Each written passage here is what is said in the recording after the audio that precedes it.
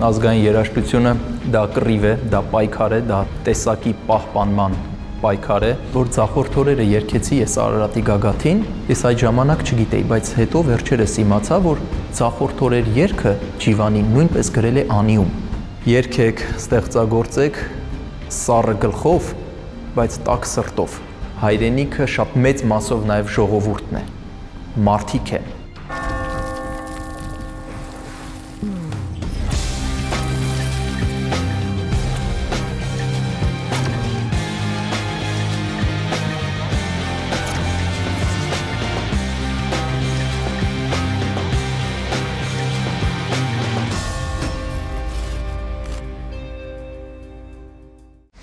Ազգային երաժշտությունը մանավանդ մեր օրերում անվտանգային հարց է։ Կարծում եմ ոչ թե ճաշակի կամ ինչ-որ ժամանցի կամ ինչ-որ սկզբունքների հարց է, որտեղ ես սիրում եմ ազգային երաժշտություն, կատարում եմ ժողովրդական երաժշտություն ու այդպես ինձ դուր է գալիս կոնցեպտի մեջ է, այլ այսօր դա արդեն ազգային անվտանգության, հայ լինել չլինելու, մնալ չմնալու, ձուլվել չձուլվելու, կորցնելու կամ վերագտնելու հարց է։ Ու այդ հարցի մեջ դուք մանկուց եք։ Ինչ է ձեզ համար ազգային երաժշտությունը։ Շատ ճիշտ ասեցիք, ազգային երաժշտությունը դա կռիվ է, դա պայքար է, դա տեսակի պահպանման պայքար է, որը նոր չի, հիմա չի, միշտ եղել է կարծում եմ, շատ հին ժամանակներից մենք ապրելով այս տարածաշրջանում, իրար մեջ ապրելով մեր հարևան շատ ազգերի հետ, թե հարավից, թե արևելքից եւ այլն, եւ ինքնություն պահպանելու հարցում ազգային մշակույթը հատկապես ես առանձնացնեմ երկու պարը շատ կարևոր դեր միշտ ունեցել է եւ որպես հայրենասիրություն եւ որպես համախմբող մարդկանց մի գաղափարի շուրջ այդ պատճառով ես երևի փոքր հասակից կարելի ասել այդ կռվի թոհու բոհի մեջ եմ եւ աշխատում եմ հնարավորինս ժամանակների հետ զուգակցելով նաեւ, բայց ակունքները պահել եւ հավատարիմ մնալ այդ ամենին, որովհետեւ դա զուտ, ինչպես նշեցիք, սիրելով անելու բան չէ, դա զուտ ընդամենը որպես վաստակելու, գումար աշխատելու բան չէ, այլ ավելի բարոյական արժեքների գիտակցում կա դրա մեջ, որը որ եթե գիտակցում ես, չես կարող դրանից հետ կանգնել։ Իսկ փոքր տարիքում կար այդ գիտակցումը, թե տարիքի հետ դա առաջացավ արդեն։ Տարիքի հետ ամեն ինչ փոխվում է, սուտ կլինի, եթե ասեմ իհարկե փոքր ժամանակ, բայց մեր ընտանիքում, քանի որ միշտ հնչել է այդ երաժշտությունը, միշտ պապիկս արտասանում էր Սայաթնովա Ջիվանի, խրատական Ջիվանու շատ բանաստեղծություններ ենք մենք միշտ լսել փոքր հասակից մեր ընտանիքում, դա երևի թե մեր ենթագիտակցության խորը շերտերում է նստել այդ գաղափարները եւ հետագայում արդեն քիչ-քիչ գիտակից տարիքին հասնելով եւ գիտակից տարիքում էլ ըստ փուլերի փոխվելով նաեւ գիտակցությունը, ինչպես բոլորիս մոտ ժամանակի ընթացքում փոխվում է, արմատը մնալով, այսինքն բովանդակությունը մնացել է, իսկ ձևերը մի փոքր ժամանակի ընթացքում միշտ փոխվել են, բայց ամենակարևորը, որ բովանդակային փոփոխություն այս հարցում չկա։ Իսկ ընդհանրապես ձեր գործունեության ընթացքում դուք ունեք փուլերի բաժանում, որպես այդպիսին ձեր հայացքները ինչպես զարգացան եւ արդեն այսօր ինչ տեսլական ունեք ազգային երաժշտությունը, ժողովրդական երաժշտությունը զարգացնելու նոր նախաձեռնությունների, ինչի վրա եք աշխատում հիմա։ Այդպես հատուկ մտածված փուլերի ես չեմ բաժանում եւ չեմ ուզում իմ ապագա կյանքն էլ նման տենց դասակարգումների բաժանեմ, բայց հետ նայելով իմ անցած ճանապարհին, իմ կյանքի ճանապարհին արդեն տեսնում եմ, որ եղել են ձևավորված եղել են փուլեր։ Եվ այդ փուլերը ինքնըստինքյան են ձևավորվել, ես հատուկ ոչինչ չեմ արել դրանց համար, ուղղակի հետ հայացք գցելով տեսնում եմ, որ օրինակ այս տարիքից այս տարիք եղել է մի շրջան, որը կարելի է համարել օրինակ վաղ շրջան, ինչ որ մի քիչ ավելի հասուն փուլ հետո եկավ եւ այլն։ Հիմա իմ ստեղծագործական կյանքում հետեւյալ փուլն է եւ աշխատում եմ երկու ուղղությամբ, երկուսն էլ իմ ազգային ժողովրդական երաժշտության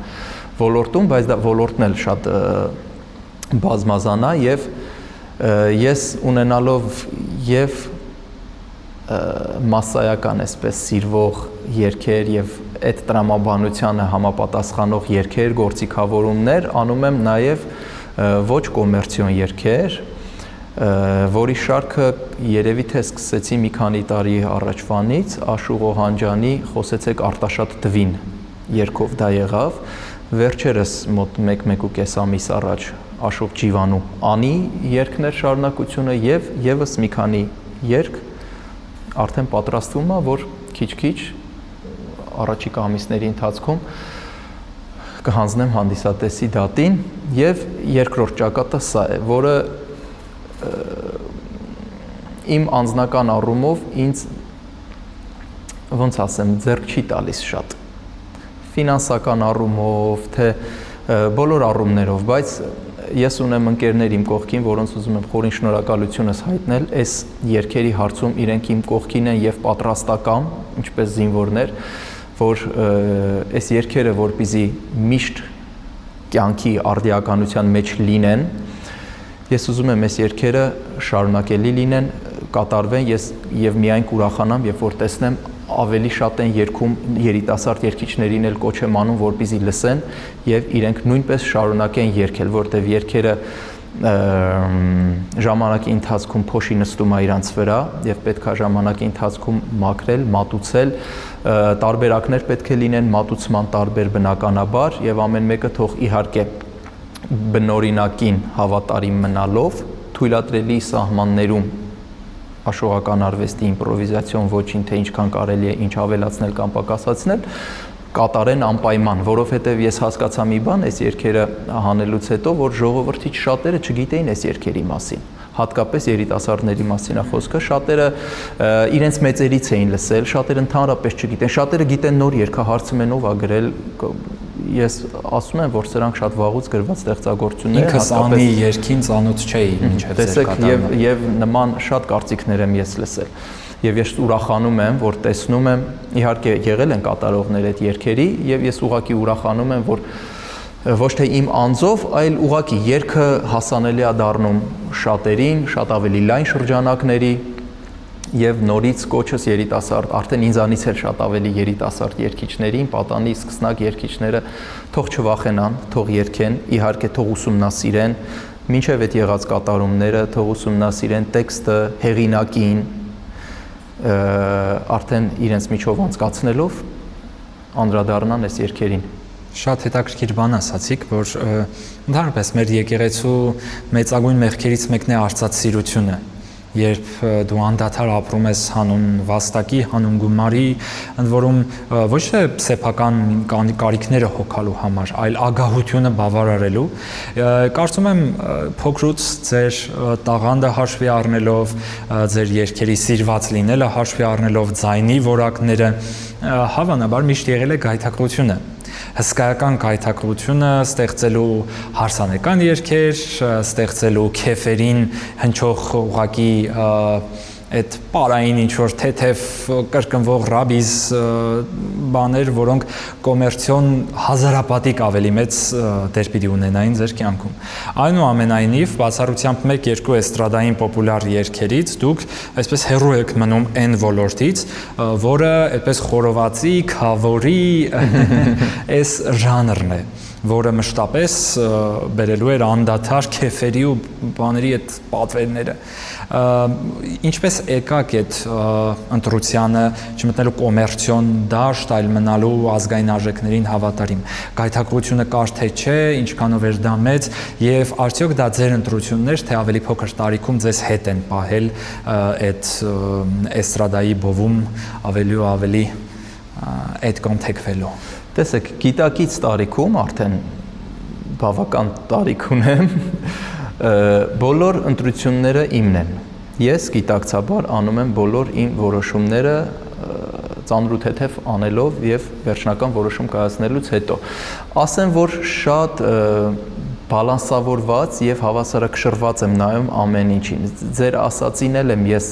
ըմբռնումով մոտենում, բայց եւ քիչ չեմ կարեւորում, որ տվյալ միջավայրերում էլ եւս եթե ժողովրդական ազգային տրամաբանությամբ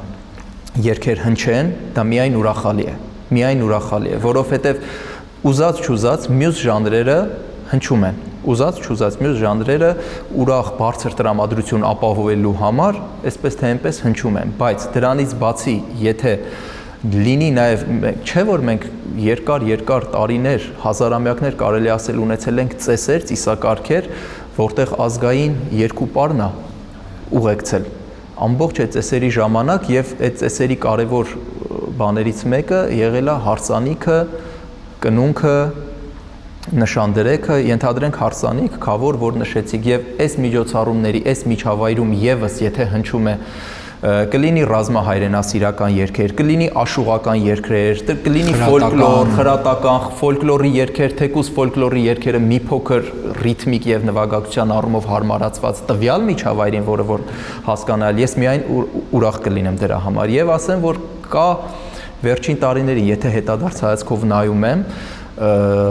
ենթադրեք իմ փոքր հասակի եւ հիմիկվա նման առիթների ժամանակ կա դրական տեղաշարժ, բավական շատ։ Ես ինքս մասնակցում եմ երբեմն հարսանիքների, որտեղ հնչում են ազգային երգեր, հրավիրում են նաև ազգային պարի կոլեկտիվների կամ անհատների, դա շատ գեղեցիկ է։ Ես էլ շատ ուրախանում եմ, օրինակ առիթների մեծամասամբ լսում եմ օրինակներով մի քանի կարամ բերեմ, որ օրինակ կամավորի երգը շատ եմ լսել, դա միայն ուրախացնում է։ Կամ օրինակ աշուղական ինչ-որ բարդ երգեր, ենթադրենք երգչից, որ երգչական բարդ տվյալներ պահանջող, օրինակ Թամամաշխար երգը Սայաթնովայի, կամ թեկուզ Հարսի տանը, որ երգում են Սայաթնովա Չկակիզի նման եւ այլն, կա նման տենդենսներ, որոնք ուրախացնում են։ Իհարկե վատերն էլ կան, մի փոքր վատ չակերտների մեջ երևի, որովհետև կա բաներ, որ մեզ թվում է վատ է, հետո տեսնում ենք այդքան էլ վատ չէր, որտեղ գալիս է ավելի վատը, հասկանում ենք, որ նախորդ այդքան էլ վատ չէր, բայց ամեն դեպքում նման գործընթաց ինչ որ նկատվում է, հենց ես իմ օրինակով բերեմ եւ իմ ուրիշ ժողովրդական երգիչ գոլեգաներին էլ տեսնում եմ նման առիթների ժամանակ, ես ասեմ, որ սիրով մասնակցում եմ եւ ուրախալի եմ համարում այն մարդկանց, ովքեր որ ուզում են նման երգեր հնչեն իրենց ուրախ առիթների ժամանակ, ներողություն եմ խնդրում, մի հարսանիքի անցած տարի մասնակցեցի, Ջավախքից դրսից եկած ջավախցիների ընտանիքեր ամուսնանում էին եւ Հայաստանում էին որոշել անել եւ ցանկացան, որ ինձ հետ խոսել, որ ես էլ մի քանի իմ երգով մասնակցեմ։ Սենց կեսկատակ ասեցի, բայց ո՞նց է ձեր մտքով անցել, որ ժողովրդական երգի չեք ուզում, ասես բա աղջիկ սա ամուսնանում պետք է ընտանիք ամուր լինի, թե չէ։ Հա։ Շատ խորը եւ փիլիսոփայական հիմք կար այս պատասխանի մեջ։ Ասես բա ո՞նց պետք է ընտանիք ամուր լինի, պետք է ժողովրդական հնչի, որ ընտանիք ամուր լինի։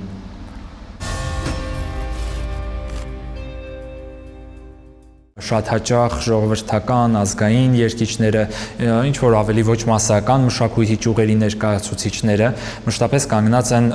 այդ դիլեմայի առաջ, էժանացնելու գնալ դեպի կոմերցիա, թե մնալ բարձունքում ու այնուամենայնիվ այսօր, երբ կա պրոդյուսերական լուրջ աշխատանքի տեղ, համացանցում առաջ մղելու շատ հնարավորություններ, ինձ հետաքրքիր է ձեր փորձված կարծիքը այն մարդկանց համար, ովքեր նոր են պատրաստվում մտնել ոլորտ ու մնալ ազգայինի, մշակութայինի մեջ։ Ինչպես իրացնել այն տաղանդը, ինչ ունես, ինչպես այդ կոմերցիան բերել նաև այս դաշտ, ինչպես ստեղծել արժեք, առանց այդ արժեքը էժանացնելու եւ առանց վաստակի մնալու։ Երբեմն դա իրոք կա, մարդիկ այդպես էլ մնում են չգնահատված, որովհետեւ չեն գտնում այդ գնահատականը բերելու գործիքակազմը։ Իմ առաջին խորհուրդը կլինի, որպեսզի իրանք չվախենան։ Փորձեն ամեն ինչ, փորձելու ընթացքում իրանք փորձից արդեն շատ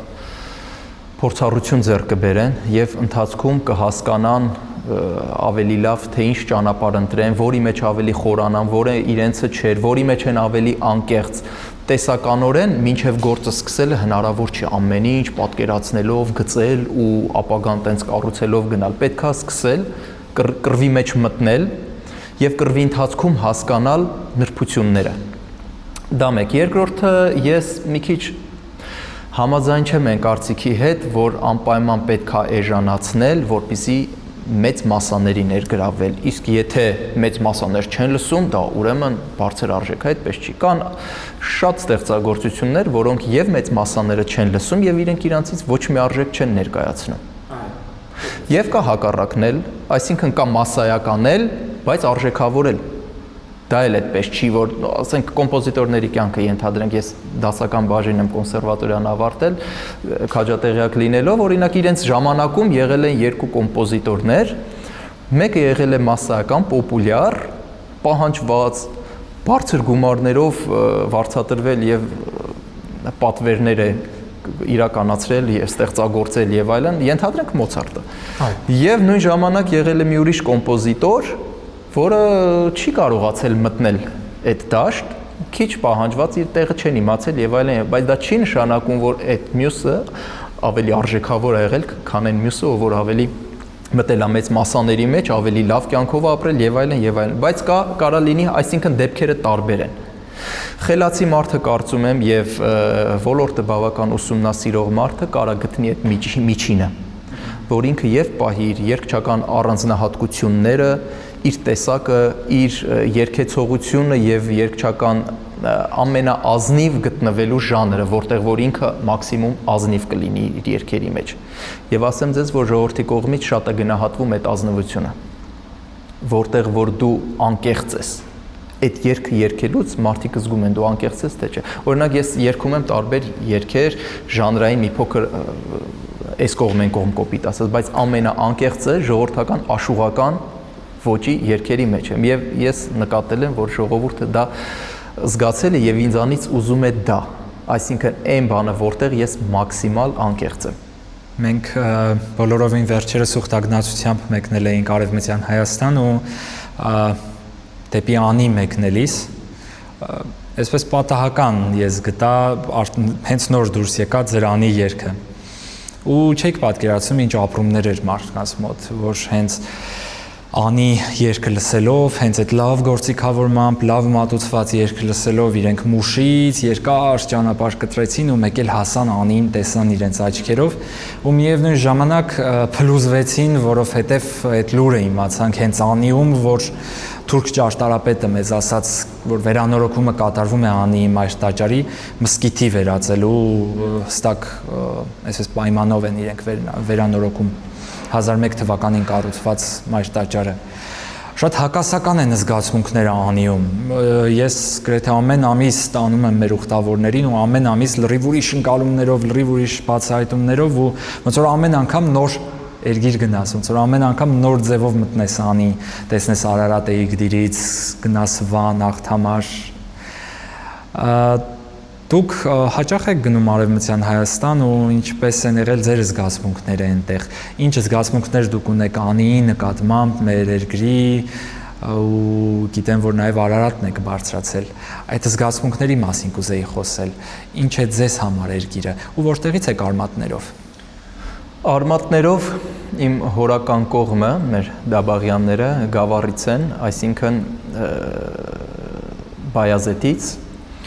գաղթած 1828-29 թվականներին տեղափոխված Արևելյան Հայաստան, հիմիկվա եւ մինչեւ հիմա բնակություն հաստատած Սևանի ավազանում, այժմյան Գավառ քաղաքում։ Առաջին անգամ Արարատ գնալու նպատակով մենք գնացինք ընկերներով, որոշեցինք, քանի որ կապը շատ էր բնության հետ, լեռների հետ, մենք որոշեցինք, որ հայկական լեռնաշխարհի ամենաբարձր լեռը մեր բոլոր հայերի համար սիմվոլ հանդիսացող Արարատ լեռան գագաթ բարձրանանք 4 ընկերներով ուղակի որոշել ենք մենք մեր մեքենայով քշել գնացել ենք այնտեղ Դողո Բայազեդ քաղաքում մնացել ենք այնուհետև մի քանի օր բարձրացել ենք Մասիս Սարի գագաթ, այնտեղ երևի եթե վիդեոն տեսել եք։ Ես տեսել եմ այդ տեսանյութը ու շատ հուզիչ է, ես զարմացել էի ոնց եք դուք երգում այդ բարձունքին, որովհետև այնտեղ շնչելն է որտեղից եկավ, այն նոր հիշեցի, երբ որ Միացյալ Նահանգներում էի, մենահամերգների, այդ միտքը արդեն կար, Արարատի գագաթ բարձրանալու միտքը կար։ Մեր իրանահայ բարեկամներից հարազատ մարդկանց մեկի օջախում էինք նստած եւ խոսք գնաց, ես ասացի, որ Արարատ լեռան գագաթ բարձրանալու ծրագիր կա, որ առաջիկա ամռանը պետք է բարձրանանք եւ իրենց հյուր էր նաեւ այդ օջախում աշխարհահռչակ լեռնագնաց Կարո Հովասափյանը, որը որ եղել է միակ հայն է, որ եղել է բոլոր աշխարհամասերի ամենաբարձր կետերում Ասիայի, այսինքն հարավային եւ հյուսիսային Ամերիկաների, Աֆրիկայի եւ այլն եւ ուներ մի դրոշ Հայաստանի եռագույնը, որը այդ բոլոր տեղերը ուր որ եղել էր, ծածանել էր։ Այսինքն Էվերեստի գագաթին, պատկերացնում եք, ասենք Ակոնկագուայի, Արգենտինայի, ասենք բոլոր տեղերում եւ հյուսիսային եւ հարավային բևեռներում եւ այլն։ Եվ որ լսեց այս իմ միտքը, ինքը բերեց այդ դրոշը, նվիրեց ինձ եւ ասեց ես քեզ նվիրում եմ սա, որպեսզի դու բարձրացնես այս դրոշը եւ ծածանես Արարատ լեռան գագաթին։ Եվ այդպես էլ արեցինք մենք։ Ես այդ դրոշը իմ հետ վերցրեցի։ Մենք գնացինք եւ փորձեցինք ինչքան հնարավոր այդ բարդ պայմաններում նկարահանումներ իրականացնել եւ այդ դրոշը, որը վիդեոյում եւ ֆոտոյում երևում է, հենց այդ եռագույնն էր, որը Կարոյի կողմից նվեր էի ստացել, մինչեւ հիմա պահվում է դա մեր տանը։ Եվ իհարկե այդ բարդ պայմաններում այնքան ոգևորությունը շատ էր, որ ես կարողացել եմ երգել ճանապարհին մինչև գագաթ հասնելը արդեն մոտ 4800-ից 5000 մետր բարձրության վրա ես երգում էի ճամփորդեմ երգը, իսկ արդեն երբ որ գագաթ հասա, արդեն ձախորդ օրերը ես երգեցի, իմ ընկերները ինձ հետ էին, վերջում Հայաստանի օրհներգն էլ երգեցինք, եռագույնը ծածանեցինք։ Դա որ թվականին 2000 երևի 10 թվականի կողմերն էր, 9 կամ 10 թվականներն էր։ Շատ կարևոր է, որ այս արժեքահեն կրթությունը նաև ստանան մեր երիտասարդները։ Ես նկատում եմ, որ մենք Հայաստանը այդքան լավ չենք ճանաչում։ Օրինակ ես վերջերս տեսամ թվեր, որ տարիներ առաջ սոցհարցում էին արել, որ Արցախում եղել է հայաստանաբնակների 4%-ը։ Ընդամենը 4%-ն է եղել Արցախում տեսել։ Հետո մի քիչ աճեց, հասավ 7-8%-ի, բայց այդպես էլ 10 քանի տոկոսը չանցավ, այսինքն ովքեր էլ գնացել էին, մեծ հաշվով գնացել էին զինվոր տեսնելու, չէին գնացել Արցախը ճանաչելու։ Արցախի հետ ինչ հուշեր ունեք կապված, վստահ եմ, որ այնտեղ եղել եք թե համերգներով, թե ելույթներով եւ թե տարբեր նախագծերով։ Արցախում իհարկե շատ եմ եղել, տարբեր, թե հրավերներով, թե անհատական, թե համերգային շրջագայություն ունեցա, եթե չեմ սխալվում, 16 թվականներ։ Ամբողջ Հայաստանով եւ Արցախով։ Արցախով նույնպես։ Ստեփանակերտ, Հադրութ եւ Հաթերք։ Դա ապրիլյանից առաջ էր թե հետո։ Առաջ։ Եթե չեմ սխալվում, կամ 15-16 թվերներ, կարծեմ թե առաջ էր։ Հաթերքում, Մարտունիում, Ճարտարում, որտեղից որ Գուսան Բագրատն է իմ արդեն այդ ժամանակ հայտնի դարձած Լուսինես անպիտակին երգի հեղինակը եւ ինձ Ճարտարում հրաշք մշակույթի տուն կա նաեւ։ Այո, հենց տեղ մեր օպերայի փոքրիկ տեսակը որ կա, հենց տեղ ունեցել եմ։ Այս բոլոր տեղերում ունեցել եմ մենահամերգներ եւ նույնիսկ հիշում եմ այն մանրուքը, որ թվում է մանրուք, բայց ինձ հետաքրքիր ձևով զարմացրեց, որ այդ բոլոր տեղերը համերգները ունենալուց հետո մենահամերգները վերջում Ստեփանակերտի համերգներ եւ Ստեփանակերտից հետո արդեն պետքա գայինք Հայաստան, ես զգացի ոնց է բոլոր երգիչներն ասում են, որ Երևանի հանդիսատեսը խիստ է, դժվար է Երևանի հանդիսատեսին զարմացնել, ուշադիր լսում է, ամեն բանից չի ծափահարում, այն նույնը զգացի է Ստեփանակերտի համերգի ժամանակ։ Հադրութում, Հաթերքում, Ճարտարում ուրիշ էր, խանդավառությունը լրիվ ուրիշ էր,